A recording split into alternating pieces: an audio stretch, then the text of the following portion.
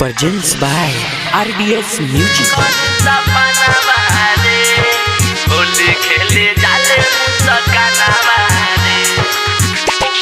आप सुन रहे हैं इस होली के पावन महीना में प्रदीप रसीला को मिक्स बाय राजा रंजीत राही।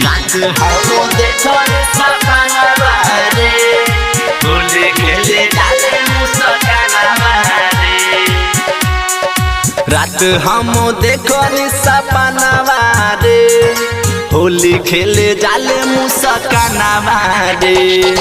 रात हम देखो सपनावा रे, होली खेले जाले मुस्कानावा रे। रंग ले ले आईनी खेले नहीं पैनी, टूट गइल हमारा रमनावा रे। रात हम देखो सपनावा रे, होली खेले जाले मुस्कानावा रे। रात हम देखो सपनावा रे, होली खेले जाले मुस्कानावा रे। देखो सपनावा रे, होली खेले जाले मुस्कानावा रे।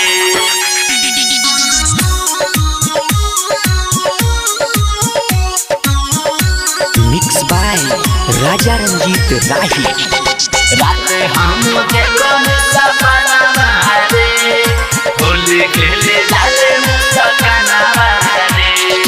हमारा के दिल बिया सपना देखाई, लागता कि दोसरा से रंग डाला बहाई।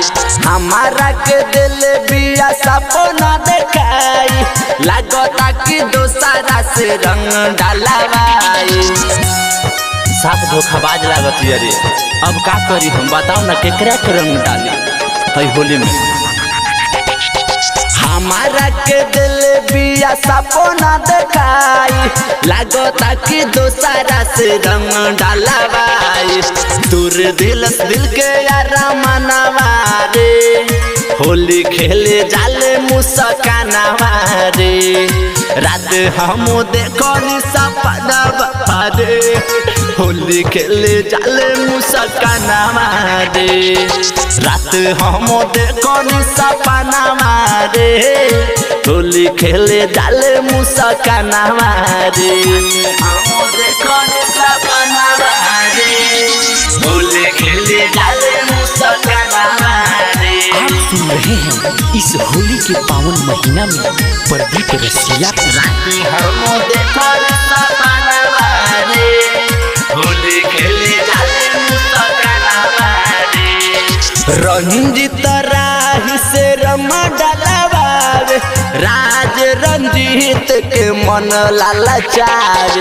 रंजीत राही के मन लालचावे, बुलेट अशोक के मन लालचावे। ए भाई हमरा से ना डलवाई, अशोक केकरा के रंग डाले भू बताओ ना तू।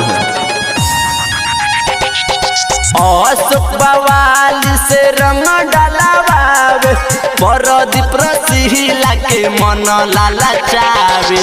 छुए नहीं देवे ले जो बनावा रे, होली खेले जाले मुस्कानावा रे। रात हम देखो सपनावा रे, होली खेले जाले मुस्कानावा रे। रात हम देखो सपनावा रे, होली खेले जाले मुस्कानावा रे। जोरे हर जाए। RDS music recording studio Balthar.